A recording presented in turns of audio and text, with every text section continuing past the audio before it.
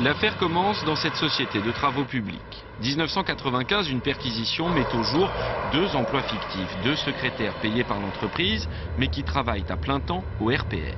Auteur de la découverte, Éric Alphen. Mais le juge de Créteil, remuant, médiatique, est rapidement dessaisi. Le dossier est confié à Nanterre à un nouveau juge, Philippe Desmond. Celui-ci est bien plus discret. Il fuit les caméras, mais il est obstiné et méthodique. 1997, premier coup de tonnerre. Louise-Yvonne Casetta est mise en examen. Elle est alors considérée comme la trésorière occulte du RPR, celle qui connaît tous les rouages du parti. 1 an plus tard, c'est au tour d'Alain Juppé.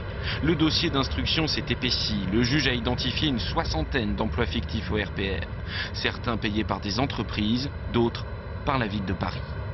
Alain Juppé l'affirme alors, il assumera.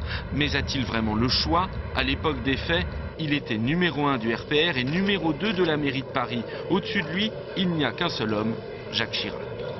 Résultat, une pluie de mise en examen. Le juge a trouvé 4 motifs différents.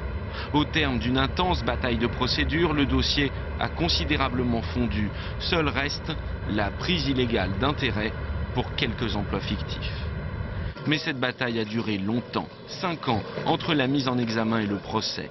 Des années perdues pour Alain Juppé, finalement condamné.